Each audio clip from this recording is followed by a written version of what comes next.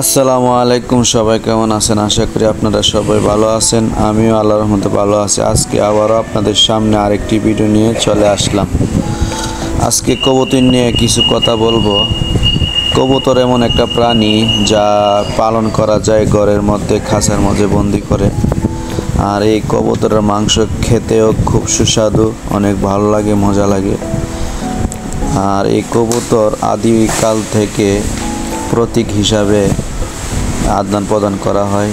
আর এই কবুতর সর্বত্র দেখা যায়। মানুষ ও কবুতর সম্পর্কে অতি কালের। তবে কখন কোথায় কবুতরের সঙ্গে মানুষের প্রথম সম্পর্ক গড়ে উঠেছিল তা নিয়ে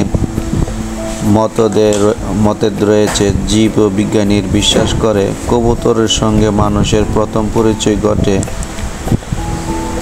প্রায় 500,000 থেকে 6,000 বছর আগে। প্রায় 1,000 বছর আগে এদেরই একটি প্রজাতি পোষা মানিয়ে গৃহপালন করা হয়েছে। প্রথম কোথায় এদের পোষ মানানো হয়েছিল তা নিয়ে যথেষ্ট মতভেদ রয়েছে। কেউ বলেন।